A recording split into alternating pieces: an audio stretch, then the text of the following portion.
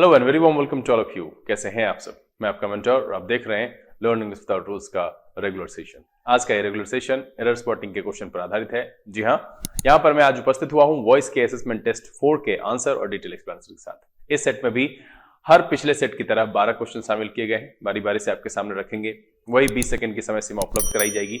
आप उसे अटेम्प्ट जरूर करिए। अगर आपने पहले से बना लिया है फिर भी एक बार यहां पर ट्राई करिए, देखिए कि पीछे जो आपने अटेम्प्ट किया था क्या उतना आप हूबहू सही कर पाते हैं या उसमें भी कुछ गड़बड़ी होती है।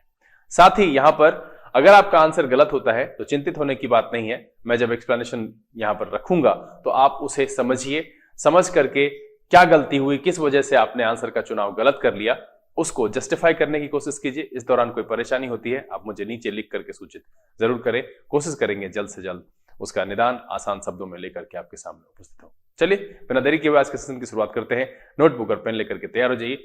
देखते हैं कि आज के इस असेसमेंट टेस्ट 4 में कौन कौन से 12 नए क्वेश्चन शामिल किए गए। चलिए देखा।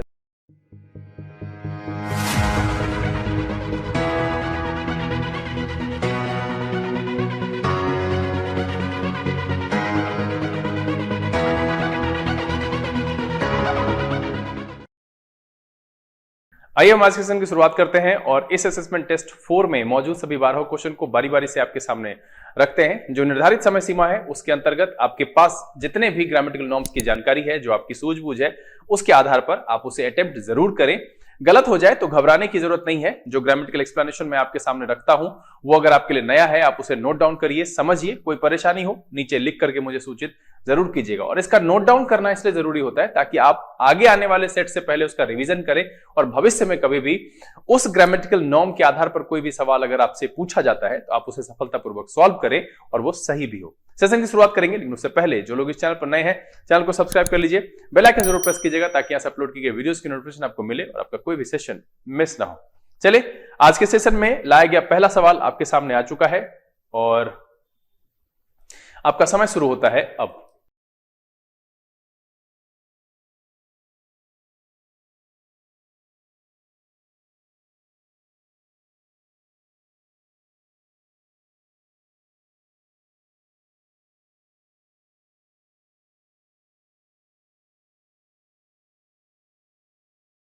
Times up. सवाल लंबा है, थोड़ी सी घबराहट हुई होगी, लेकिन घबराने की जरूरत नहीं है। कह रहा है it defined both India's commitment to the Teesta water sharing agreement.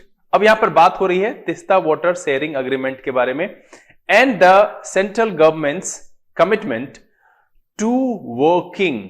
अब देखिए यहां पर जो आपको दिख रहा है 2 प्लस वर्ब 1 प्लस आईएनजी, इसकी पूरे विस्तार से मैंने चर्चा की है कि कौन सी ऐसी परिस्थिति होगी जहां पर हम 2 प्लस V1 प्लस आईएनजी लगाएंगे या 2 प्लस V1 लगाएंगे, जैसे कि यहां पर लगा हुआ with the West Bengal government to conclude the agreement for which the framework was initial in 2011। अब देखिए कि इस पर पूरी जानकारी, पूरे विस्तार से जानकारी कि टू को हम दो तरीके से इस्तेमाल करते हैं। एक होता है इन्फिनेटिव मार्कर की तरह।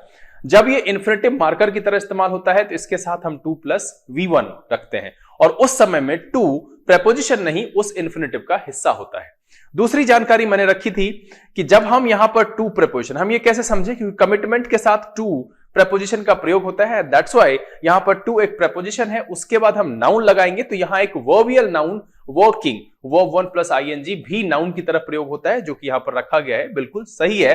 पूरी जानकारी आपको, मुझे लगता है कि इसके पीछे जो सेंटेंस इंप्रूवमेंट वाला एक एपिसोड आया था उसमें मैंने इसकी पूरी जानकारी रखी है। आपने नहीं देखा है तो आप उस वीडियो को देखिए जरूर। वहां से ये समझने की कोशिश कीजिए कि कौन सी ऐसी वजह है, कौन सा ऐसा पहचान है जहां पर हम ये समझ सके कि 2 प्लस V1 और 2 प्लस V1 प्लस आईएनजी कब कब इस्तेमाल होता है। कह रहा है कि विच फ्रेमवर्क वॉज, और ये जो इनिशियल है ये वर्ब की तरह इस्तेमाल होता है। इसका मतलब होता है मार्क और साइन। ठीक है, कैसे भाई? विद वंस इनिशियल, मतलब जो अक्षर, नाम का पहला अक्षर होता है ना, initials, in order to authorize or validate something। तो मतलब यहां पर है कि इनिशियल एक वर्ब की तरह इस्तेमाल होता है और इसका मतलब मोटा मोटी कहिए वैलिडेट करने के लिए या ऑथराइज करने के लिए जो है हम जो साइन करते हैं उसको कहते हैं। तो यहां पर चूंकि वॉज के साथ लगा और फ्रेमवर्क जो है ये रिसीवर है उसका, उस फ्रेमवर्क को ऑथराइज किया गया है, तो इसीलिए यहां पर होना चाहिए इनिशियल्ड। मतलब है कि बी प्लस पास्ट पार्टिसिपल, मैं यहां पर इसको इस जगह पे लिख दे रहा हूं कि बी प्लस पास्ट पार्टिसिपल होना चाहिए, पास्ट पार्टिसिपल, क्योंकि रिसीवर जो है वो मेरा ऑब्जेक्ट है और ये पैसिव पैटर्न होना चाहिए, यहां पर पैसिव पैटर्न होना चाहिए। तो हम क्या करेंगे, इनिशियल को इनिशियल में चेंज करेंगे और तब जाकर के ये सही हो जाएगा।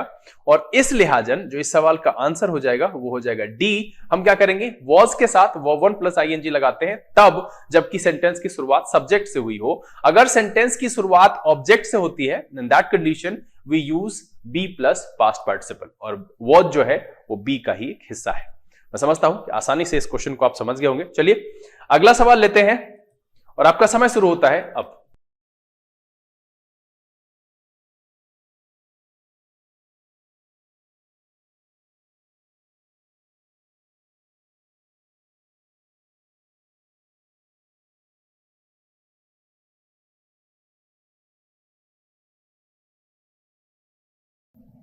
Times up.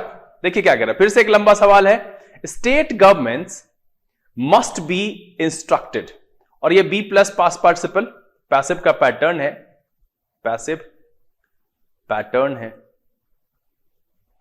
और कह रहा है किसके द्वारा भाई, मेरा सब्जेक्ट है the centre, to see that African students are assured. अब देखिए कि अफ्रीकन स्टूडेंट्स आर, फिर से यहां पर पैसिव का पैटर्न है, पास्ट पार्टिसिपल लगा हुआ है, of their safety and all educational institutions must with immediate effect develop the attention they devote to their personal needs which range from housing to food।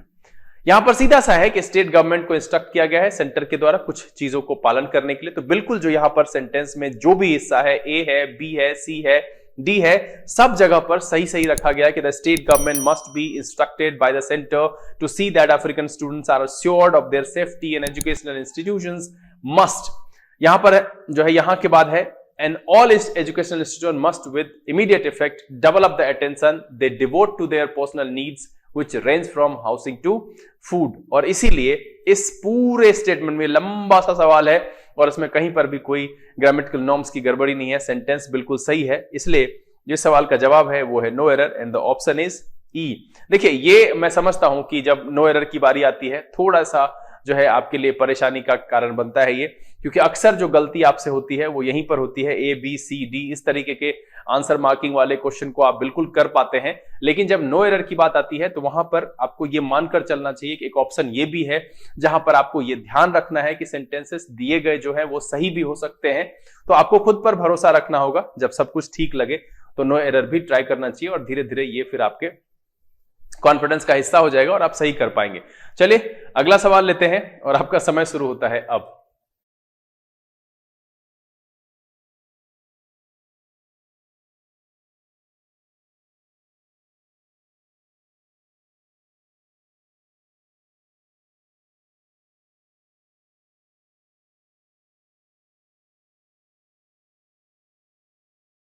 Times up.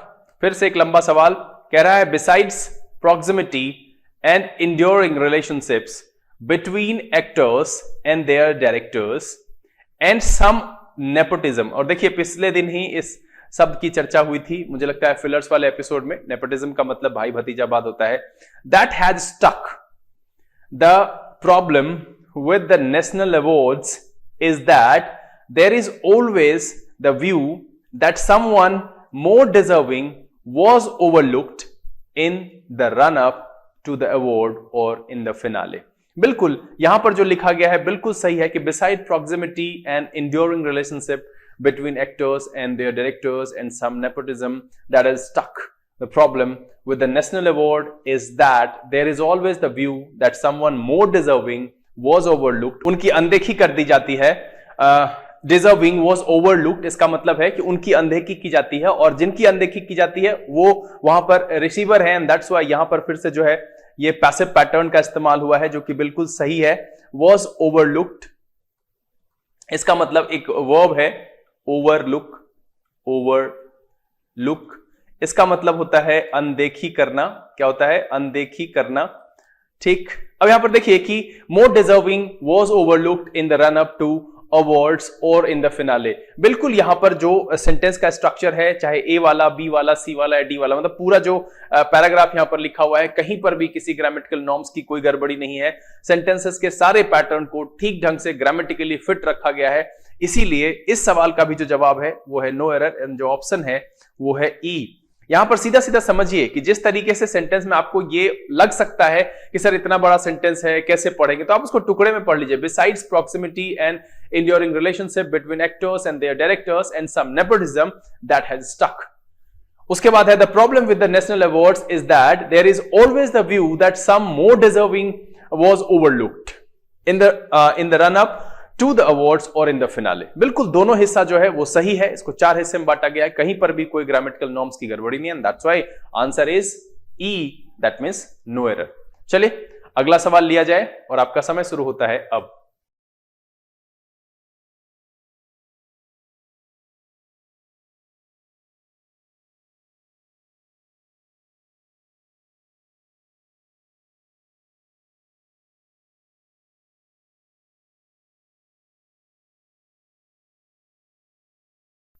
Times up. देखिए फिर से एक लंबा सवाल है और आज आप थोड़े से परेशान हो रहे होंगे कि इतना इतना लंबा सवाल दिया गया है। तो आप चाहें, मैंने पहले भी कहा है कि अगर आपको लगता है तो आप वीडियो को पॉज कर लीजिए, आराम से बना लीजिए और फिर उसके बाद आगे बढ़िए। सवाल थोड़ा लंबा है, पढ़ने में समय लग सकता है, इसलिए मैं कहूं कि अपनी रीडिंग एफिशिएंसी बढ़ाते रहिए, न्यूज़पेपर रीडिंग को बंद नहीं कीजिएगा। कह रहा है कि द राज्यसभा वॉज एडजर्न, बिल्कुल किसी के द्वारा किया जाएगा, राज्यसभा उसका रिसीवर है। Twice on Monday as Congress member rush to the well alleging that the enforcement directorate and the CBI were being used। अब देखिए ये किसी को किसी के द्वारा जो है enforcement directorate और CBI को यूज किया जा रहा है against the chief minister and farmer chief ministers. यहां पर जो है हंगामा हुआ, राज्यसभा को जो है वो 2 बार एडजर्न करना पड़ा। रीजन क्या था कि एनफोर्समेंट डायरेक्टरेट और सीबीआई को किसी के द्वारा यूज किए जाने का आरोप लगाया। किसके खिलाफ भाई? Chief minister and the former chief ministers of the opposition, while no action was took. अब देखिए ये जो टुक है ना, ये मेरा V2 है और ये जो एक्शन है ये मेरा रिसीवर, दैट मींस कि ये ऑब्जेक्ट है ना। अगर आप इसको लिखें तो आई टुक नो एक्शन, तो इस तरीके से लिखेंगे तो नो एक्शन वाज टेकन होना चाहिए, पास्ट पार्टिसिपल होना चाहिए, यहां पर टुक लिखना सही नहीं है। क्या होगा? टेकन होना चाहिए, पास्ट पार्टिसिपल का यूज करेंगे, पास्ट पार्टिसिपल का यूज करेंगे तब जाकर के ये सही होगा। क्यों? क्योंकि इसका जो पैटर्न है वो बी प्लस पास्ट पार्टिसिपल का पैटर्न है, दिस वन इज पैसिव, और इसीलिए इसका ही इस्तेमाल होना चाहिए। यहां पर टुक लिखना कहीं से भी सही नहीं है। और वैसे भी अगर आप चलो ये डिटेक्ट नहीं कर पाते हो कि क्या होना चाहिए, तो इतना जरूर समझ में आना चाहिए कि is are am was were के साथ वर्ब 1 प्लस आईएनजी लगाते हैं एक्टिव में, वो भी वहां पर नहीं है। टुक जो है वो दूसरा फॉर्म है, टेक टुक, जो कि बिना किसी हेल्पर के आता है, तो उस लिहाजन भी आपको वहां पर गलती दिखनी चाहिए। तो इस सवाल को ना बनाने का, आंसर ना आने का कोई चांस ही नहीं बनता है। आप मुझे लिख करके बताइए कि किन किन लोगों का यह सवाल सही हुआ है और किन किन का गलत हुआ है। आप क्या सोच बैठे जो गलती हुई? सीधा समझिए कि यहां कई पहलू से, मैं ये मानता हूं कि आप ये डिटेक्ट कर पाने में, ये समझ पाने में कि क्या होगा असमर्थ हो सकते हैं, लेकिन अगर बेसिक जानकारी भी आपके पास है कि V2 के साथ हम हेल्पिंग वर्ब का प्रयोग नहीं करते हैं तो वॉज वहां अनावश्यक है। और अगर हम इस तरीके से भी सोचे कि वॉज के साथ हम वर्ब 1 प्लस आईएनजी का प्रयोग करते हैं तो वो टुक अनावश्यक है। बताइएगा जरूर। इसीलिए इस सवाल का जो जवाब है, इसका जो आंसर है वो हो गया आपका डी, हो जाएगा no action was taken against the chief minister of the BJP. तब जाकर के सेंटेंस सही हो जाएगा। चलिए अगला सवाल लिया जाए और आपका समय शुरू होता है अब।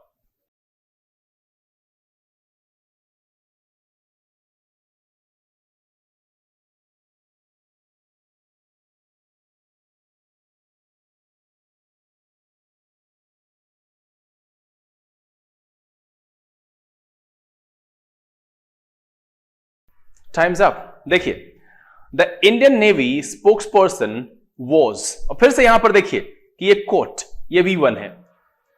इस तरीके से लिखना गलत है, मेरा एरर दिख गया, या तो यहां पर आईएनजी लगाइए या यहां पास्ट पार्टिसिपल लिखिए। हम ये देखेंगे कि क्या इस कोट के रिसीवर इंडियन नेवी के स्पोक्स पर्सन है।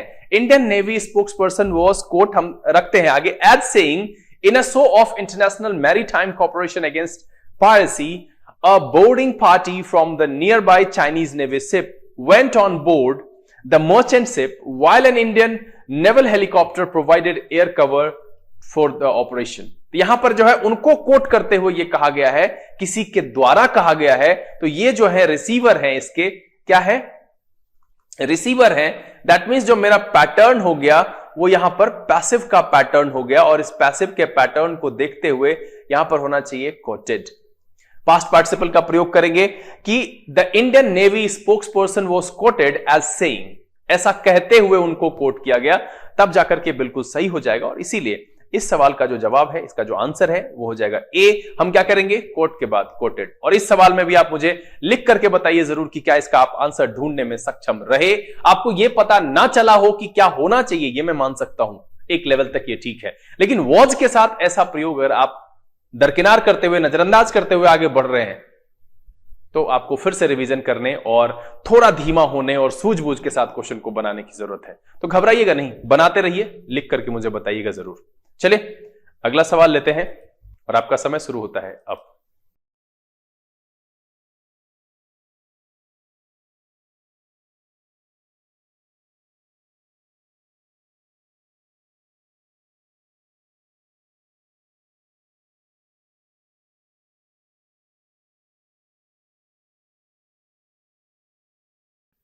Times up.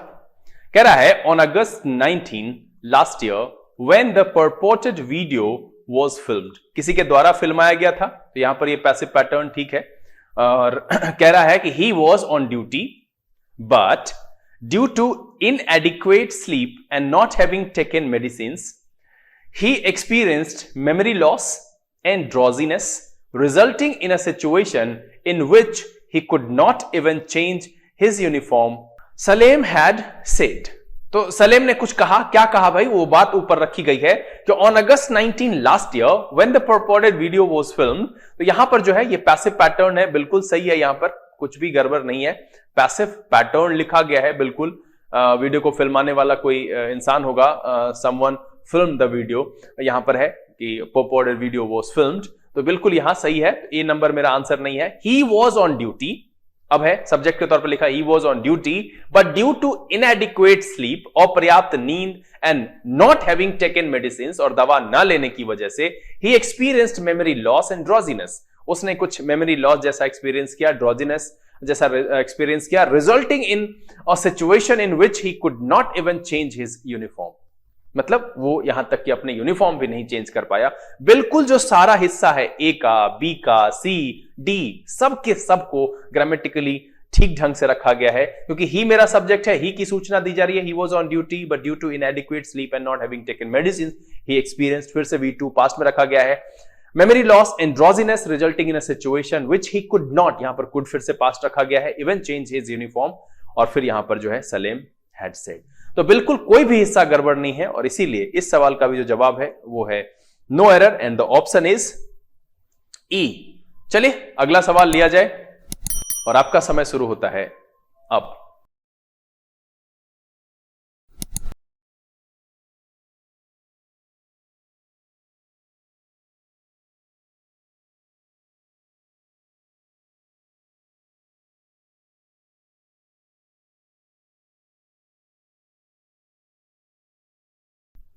Times up.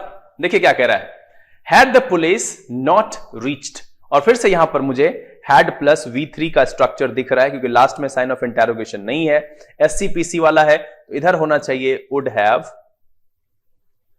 Plus V3। तो कह रहा है कि had the police not reached here on time, Radha and her friends would have killed by criminals, यानी क्रिमिनल जो है ये डोअर है और ये दोनों जो है रिसीवर है। तो मेरा जो पैटर्न है वो कैसा है, पैसिव का पैटर्न है। यहां पर कैसा पैटर्न है, पैसिव का पैटर्न है, तो होना क्या चाहिए, यहां पर बिन जोड़िए, मैंने पहले ही कहा था कि टाइम एंड टेंस के ही सारे नॉर्म्स लगते हैं, बट ये जांच लेना जरूरी है कि सेंटेंस की शुरुआत ऑब्जेक्ट से हुई है, सब्जेक्ट से हुई है, मतलब रिसीवर से हुई है, डोअर से हुई है। अगर डोअर से हुई है तो वुड हैव प्लस V3। चूंकि इस हिस्से में रिसीवर से हुई है इसलिए यहां पर होना चाहिए would have plus been plus past participle. ये किससे? जब रिसीवर से स्टार्ट करेंगे तब, और ये कब? जब डोअर से स्टार्ट करेंगे तब, है ना। तो यहां पर जो है बिन ऐड करेंगे और तब जाकर के सही हो जाएगा। इसीलिए इस सवाल का जो जवाब है वो है आपका सी। ऐसा कैसे किया मैंने, आपको समझ में आया? क्रिमिनल्स जो है वो उसको मार देते, तो डोअर क्रिमिनल है और रिसीवर कौन है? Radha and her friends. शुरुआत की गई है रिसीवर से, that's why pattern should be passive, और इसीलिए हमने वहां पर हैव के साथ बिन ऐड किया और तब जाकर के सेंटेंस सही हो गया। चलिए अगला सवाल लिया जाए और आपका समय शुरू होता है अब।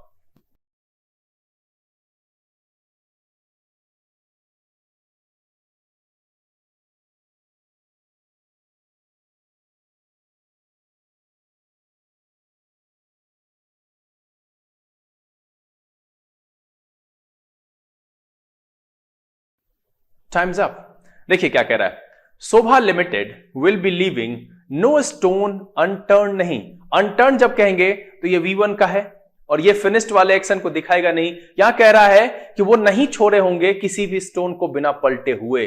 तो एक्चुअली यहां पर जो है ये प्रभाव दिख रहा है पास्ट एक्शन का, इसलिए यहां होना चाहिए अनटर्न्ड।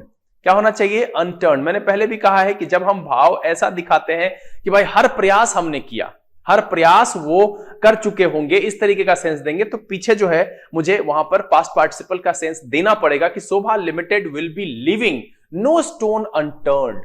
मतलब है कि उसने कुछ भी ऐसा नहीं छोड़ा होगा, हर प्रयास को उसने किया होगा या कर रहे होंगे। Leaving no stone unturned to deliver their best with the apartments at Sobha city, incidentally their first apartment project in North India. तो यहां पर जो है ये अनटर्न लिखना अनुचित है, मीनिंग में गड़बड़ी पैदा कर रहा है। होना क्या चाहिए? Will be leaving no stone unturned.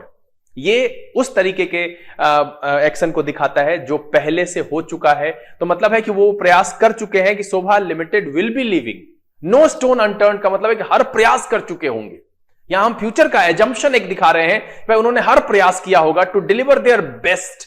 कैसा देने के लिए? बेस्ट। क्यों भाई? क्योंकि उनका फर्स्ट अपार्टमेंट प्रोजेक्ट है नॉर्थ इंडिया में। तो यहां पर जो है अनटर्न्ड होना चाहिए और इसीलिए इस सवाल का जो जवाब है वो है आपका ए।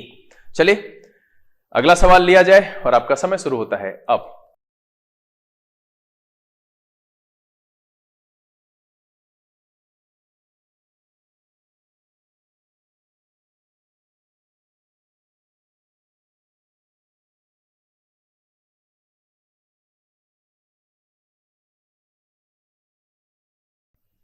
Times up. देखिए क्या कह रहा है, the integrity of a leader can not measured.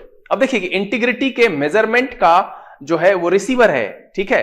अब कहेंगे someone can not measure the integrity of a leader, इस तरीके से सेंटेंस लिखेंगे तो the integrity of a leader can not be measured होना चाहिए, क्योंकि इसका जो पैटर्न है वो पैसिव पैटर्न है। क्या है? पैसिव पैटर्न है। और पैसिव पैटर्न कैसा होता है मॉडल का? तो होता है modal plus be plus past participle. तो यहां जो हम पास्ट पार्टिसिपल का प्रयोग कर रहे हैं वो बी के बिना कर रहे हैं, तो इसलिए यहां पर मुझे बी ऐड करना पड़ेगा और इसीलिए इस सवाल का जो जवाब होगा वो हो जाएगा बी। मैंने ऐसा क्यों किया? क्योंकि आगे फिर देखिए ना, बाय हिज स्टेटस और work but by his conduct. तो कह रहा the integrity of a leader can not be measured by his status और वर्क। ये स्ट्रक्चर पैसिव का है, इसलिए यहां पर बी प्लस पास्ट पार्टिसिपल का होना बहुत जरूरी है। चलिए अगला सवाल लिया जाए और आपका समय शुरू होता है अब।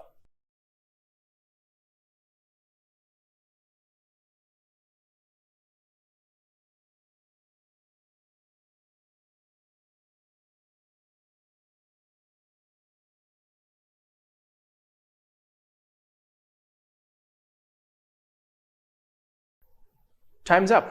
देखिए, the demand of the people that the prices of the essential commodities to lower down. अब देखिए लोअर डाउन का रिसीवर क्या है? प्राइस।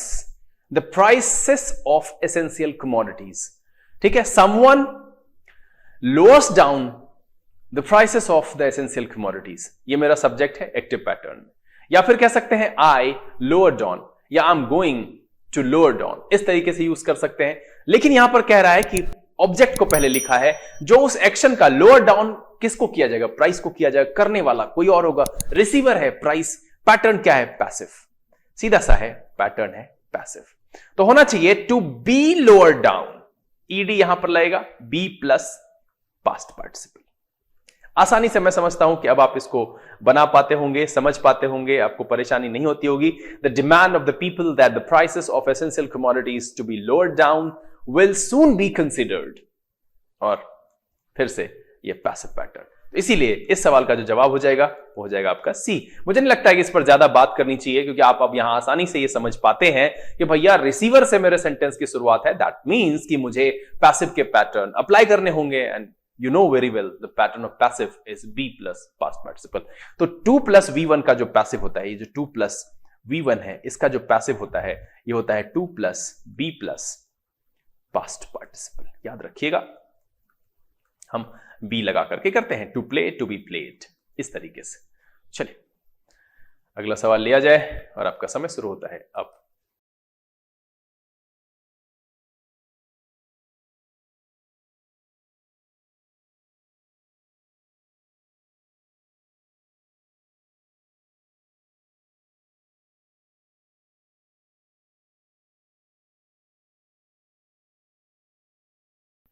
Times up. देखिए क्या कह रहा है, Mona had offered a temporary assignment. यहां तक अगर आप सेंटेंस को देखें तो ठीक लगता है, मोना भी किसी को ऑफर कर सकती है, बट आगे देखिए सेंटेंस कैसे, क्या कह रहा है, बाय हर सीनियर, मतलब है कि मोना के सीनियर ने ऑफर किया है। दैट मीन्स कि ये सीनियर भाई साहब जो है ये डोअर है, एंड मोना जो है वो रिसीवर है। रिसीवर कहने का मतलब है ऑब्जेक्ट है, और ऑब्जेक्ट जैसे हुआ तो पैटर्न हो गया पैसिव, और पैसिव जैसे पैटर्न हुआ तो होना चाहिए बी प्लस पास्ट पार्टिसिपल। तो क्या हो जाएगा, मोना हैड बीन ऑफर्ड, क्या हो जाएगा, Mona had been offered a temporary assignment by her senior, और तब जाकर के बिल्कुल सही होगा, but she turn it down by saying that she would accept only a permanent one. तो यहां पर जो है हैड के साथ बिन का प्रयोग होना चाहिए, क्योंकि यहां पर मोना रिसीवर है, डोअर है उसके सीनियर, और वो असाइनमेंट उसको ऑफर किया गया है, that's why had been offered होना चाहिए, और इसीलिए जो इस सवाल का जवाब है वो है आपका ए। चले आज के सेशन का आखिरी सवाल लिया जाए और आपका समय शुरू होता है अब।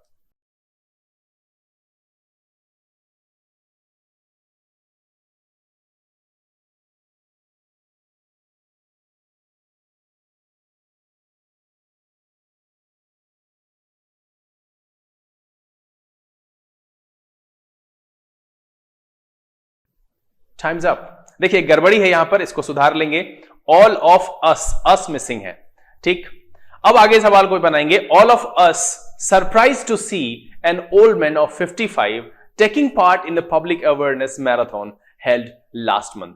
तो यहां पर जो है ये सरप्राइज पैसिव का पैटर्न है, यहां पर all of us were surprised, यहां होना चाहिए अस मिसिंग था यहां पर, all of us were surprised to see an old man of 55 taking part in the public awareness marathon held last month. यहां पर अस मिसिंग था, लेकिन इसके अलावा भी सेंटेंस स्ट्रक्चर देख करके लग रहा है कि all of us were surprised, उसके पहले एक बी का फॉर्म होना चाहिए, और चूंकि हमने वर क्यों लिया, क्योंकि यहां पर हेल्ड है और लास्ट मंथ है, इसलिए यहां पर वर होगा। आपको अगर आर मन में आ रहा है तो वो गलत आ रहा है, नीचे की कहानी ये बताती है कि पास्ट की है। तो इसीलिए इस सवाल का जो जवाब हो जाएगा वो हो जाएगा ए। उम्मीद करता हूं कि आज के सेशन के जो सवाल रहे वो आपके लिए आसान रहे होंगे और आपने अच्छे अंक प्राप्त किए होंगे। मेरी मुस्कुराहट सिर्फ 2-4 सवाल के काफी लंबा होने और आपको हुई हड़बड़ाहट और घबराहट की वजह से है। मैं समझ सकता हूं कि आपको लगा होगा इतना लंबा लंबा सवाल आता कहां से है। कंफ्यूज नहीं होना है, सवाल कितना भी लंबा हो ग्रामेटिकल नॉर्म्स वैसा ही होता है। उम्मीद करता हूं कि आपने इस सेशन को एंजॉय किया होगा, सारे क्वेश्चन अटेम्प्ट किए होंगे और अच्छे अंक प्राप्त किए होंगे। आप अपने अंक मुझे नीचे लिख करके सूचित जरूर कीजिएगा। इस एक्सप्लेनेशन के दौरान अगर कोई भी परेशानी हुई हो, कुछ भी पूछना हो, मन में कोई दुविधा हो, उसके लिए भी आपके सारे सवालों का स्वागत करता हूं। उम्मीद तो ये है ये वीडियो काफी आपने एंजॉय किया होगा, आपको काफी पसंद आया होगा। अगर ये वीडियो अच्छा लगा इसे लाइक कर दें, अगर आपने चैनल सब्सक्राइब नहीं किया प्लीज सब्सक्राइब कर लीजिए, बेल आइकन जरूर प्रेस कीजिएगा ताकि यहाँ अपलोड की गई वीडियोस की नोटिफिकेशन आपको मिले और आपका कोई भी सेशन मिस ना हो। जो लोग पहले जुड़े हुए हैं वो इसे ज्यादा से ज्यादा सोशल नेटवर्किंग साइट पर शेयर करें, पढ़ें, पढ़ाएं, खुश रहें, मस्त रहें। लाइक, शेयर, कमेंट, इन सब में कंजूसी नहीं कीजिए। इसको फैलाइए गांव के उन क्षेत्रों तक जहां बच्चे अच्छी अंग्रेजी से वंचित है, उन्हें भी बताइए कि वो अब अच्छी अंग्रेजी से वंचित नहीं रह सकते। सिर्फ डिवाइस, और डिवाइस आजकल सबके पास होता है, इंटरनेट की सुविधा हर जगह है, इसलिए लाइक, शेयर और कमेंट करने से चूकिएगा नहीं, कोई कंजूसी नहीं कीजिएगा, क्योंकि यही सारी चीजें हैं जो मुझे आपके साथ जुड़े रखने में काफी मदद करती है। समय यहां से विदा लेने का, बहुत जल्द आपके सामने फिर से एक बार एक नए रोचक एपिसोड के साथ उपस्थित होंगे। तब तक के लिए घर में रहिए, अपना और अपने परिवारजनों का ख्याल रखिए, स्वस्थ रहिए, मस्त रहिए। लर्निंग दिस विदाउट रूल्स के सेशन से this is VK Singh signing off. Keep reading, keep practising. Thank you, God bless you.